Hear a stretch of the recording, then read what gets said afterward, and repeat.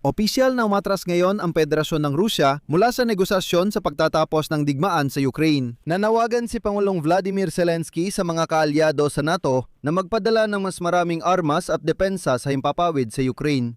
Inaasahan niya magpapatuloy ang digmaan kahit hanggang sa susunod na taon. Ngayong araw, hayagang sinabi ni Yuri Ushakov, tagapayo ng Pangulo ng Federasyon ng Rusya, na hindi makatuwiran ang pagpapatuloy ng trilateral na negosasyon sa pagitan ng US, Ukraine at Russia hanggat hindi inaalis ng Kyiv ang mga tropang Ukrainian mula sa kontroladong bahagi ng Donbas. Samantala, inamin ng NATO na sa summit sa Yerevan ngayong linggo, nagbabala si Zelensky sa mga kaalyado ng alyansa na magtatagal pa ang digmaan at kailangan nilang maging handa na dagdagan pa ang supply ng armas sa Ukraine. Ngunit sa kabila nito, hindi inaasahan na ang pangunahing negosyador ng Ukraine, si Rustem Umerov, ay pupunta ngayong linggo sa Miami upang makipagkita sa espesyal na sugo ni Trump na si Steven Witkoff. Habang tila dead end ng usapang pangkapayapaan, kaya't interesante kung ano ang pag-uusapan dun. Ako si Alexei Pechi, sama-sama nating pag-usapan ito. Pero bago tayo magsimula, hinihiling ko na mag-subscribe kayo sa channel na ito, i-like ang episode na ito at mag-iwan ng kahit anong komento sa ilalim ng video na ito. Malaking tulong ito sa pagpapalaganap ng content sa YouTube. Magpapasalamat ako sa inyo dahil dito. Kaya ngayon, hayagang tumanggi ang Kremlin na ipagpatuloy ang negosasyon sa pamamagitan ng Estados Unidos bilang tagapamagitan para tapusin ang digmaan ng Russia laban sa Ukraine. Hindi makatuwiran ang pagpapatuloy ng trilateral na negosasyon sa pagitan ng US, Ukraine at Russia hanggat hindi inaalis ng Kyiv ang kanilang mga tropa mula sa bahagi ng Donbas na kanilang kinokontrol. Ito ay inihayag ng tagapayo ng diktador ng Russia na si Yuri Ushakov.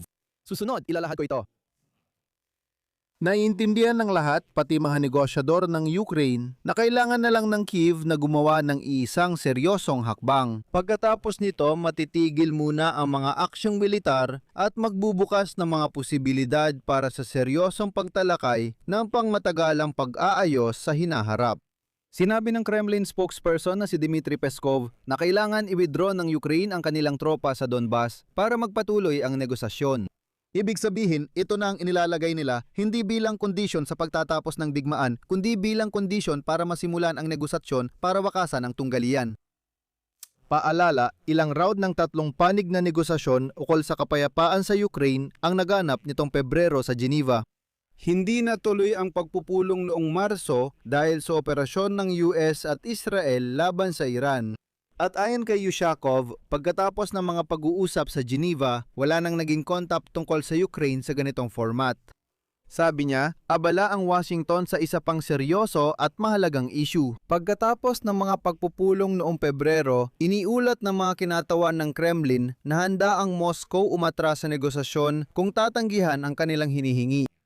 Ang hinihingi ay pagbibigay ng teritoryo ng Ukraine dahil halos lahat ng ibang issue ay naresolba na. Dito nagsisimula ang pinakakapanapanabik, hinihiling ng mga Ruso na pumirma ang Kyiv ng paunang obligasyon. Obligasyon ang pag-atras ng tropa mula Donbas, saka sinabing handa ang Kremlin sa pagpupulong ng mga presidente ng Russian Federation at Ukraine para kumpirmahin ang kasunduan at pagkatapos ito, sabay na pag-atras ng sandatahang lakas ng dalawang bansa. Sa plano ni Vladimir Putin, dapat umalis ang mga Ukraino mula Donbas at nangangakong atras ang mga Ruso mula sa mga sinakop na bahagi ng mga reyon ng Sumy, Kharkiv at Dnipropetrovsk. Hindi sila maghahabol na ipasa pa sa Kremlin ng iba pang mga teritoryo sa Kherson at Zaporizhia na mga reyon. Ngayon ay malinaw na hindi papayag ang Ukraine hanggat wala silang totoong garantiya sa seguridad. Inamin ng Bloomberg na hiniling ni Volodymyr Zelensky sa mga kanluraning bansa na pabilisin ang paghahatid ng mga sistema ng depensa sa himpapawid at mga misil na pangharang bilang paghahanda sa susunod na taglamig na inaasahang magdudulot ng muling tensyon sa Ukraine. Mga lungsod at mga pasilidad ng enerhiya. Malilinis na mga Ruso. Sa negosasyon, itinataas ang isyu ng kakulangan ng kagamitan. Kasama ang mga lider ng Europa at ang pangkalahatang kalihim ng NATO sa summit ng European Political Community sa Yerevan noong simula ng linggong ito. Sa Kyiv, nagsusumikap silang ihanda ang depensa para sa taglamig ng maaga. Sabi ni Zelensky, kailangan nating pag-isipan ang gagawin kung hindi titigil ang Russia sa digmaan. Kailangan nating tulungan ang isa't isa na maghanda para sa taglamig at lutasin ang mga problemang may kinalaman sa enerhiya. Parami ang eksperto ang naniniwalang nawala na ni Vladimir Putin ang inisyatiba at hindi niya kayang dalhin ang Russia sa matagal nang ipinangakong tagumpay. Sinasabi nila na ang naging turning point ay ang sunod-sunod na pag-atake ng Ukraine sa oil refinery at pantalan ng Tuapse na nagdulot ng malawakang polusyon, Hindi lang sa mismong lungsod at sa kalapit na bahagi ng Dagat Itim, kundi pati na rin sa mga karatig na rehiyon kung saan matatagpuan ang mga tanyag na tourist resorts. at doon di umano pagkatapos ng lahat ng ito napagtanto ng mga elitistang pampulitika sa Moscow na wala ng tagumpay sa parang inilarawan ng madugong diktador na si Vladimir Putin. Lalong lumalawak, dumadalas at nagiging mas mapanira ang mga pag-atake ng Ukraine sa teritoryo ng Russia. At ngayon, humigit kumulang 70% ng populasyon ng Russia ang napapasailalim na sa saklaw ng mga pag-atake ng mga drone at missile ng Ukraine.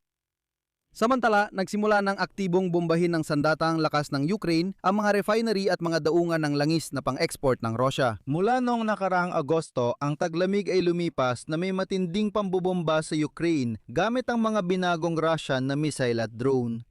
Sinabi rin ni Zelensky sa Yerevan na inaasahan niya ang bagong opensiba ng mga tropang Ruso ngayong taginit.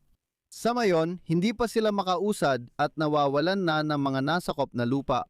Ngunit dahil sa pagkaantala ng mga usapang pangkapayapaan, malamang na umaasa si Putin na mawawalan ng bagong supply ng mga sistema at Patriot missiles ang Kyiv dahil sa digmaan sa gitnang silangan na siyang pinaka-epektibong panlaban sa mga ballistic missile ng Russia.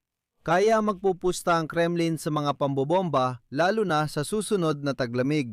Dahil dito, humiling si Vladimir Zelensky sa Yerevan sa mga kaalyado na ipagpatuloy ang pagpupundo sa listahan ng mga prioridad na panggangailangan ng Ukraine, PAURL.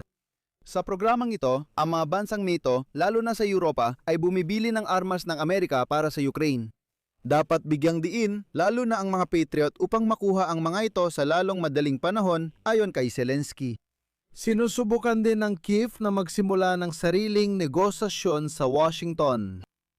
At ngayon, ang pangunahing negosyador ng Ukraine na si Rustem Umerov ay pupunta ngayong linggo sa Miami upang makipagkita sa espesyal na sugo ni Trump na si Stephen Wilhelm. Habang napunta sa dead end ang usapang kapayapaan, Kaya't may posibilidad na alinman si Umerov ay magdadala ng pagsang-ayon sa pagsuko ng mga teritoryo ng Ukraine o kaya naman ay ibang usapin ang tinatalakay. at dito dapat nating pansinin ang isang kakaibang pangyayari nitong mga nakaraang araw. Kahapon, ika-6 ng Mayo, inaprubahan ng kagawaran ng Estado ng Estados Unidos ang pagbebenta sa Ukraine ng 1,532 na guided na bomba sa ere na JDAM-ER. Halos $400 milyong ito sa ilalim ng FMS na programa. At dito, mahalaga ito. Ang FMS na programa ay isang hiwalay na programa. Inuulit ko, direktang pagbebenta ng mga armas. Hindi ito fuel. Ang US State Department ang namamahala sa mga padala, hindi ang mga Europeo na bumibili ng armas para sa Ukraine.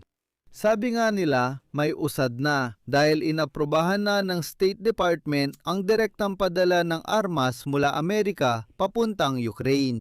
Hindi sa pamamagitan ng Europa, hindi sa pamamagitan ng NATO, hindi sa pamamagitan ng mga tagapamagitan, kundi direkta. Sa ngayon, syempre, 1,2 libong bomba sa ere pa lang ito. Hindi naman ganun karami kung ikukumpara sa digmaang ito. Pero sabi nila, malinaw na may precedent na naitatag.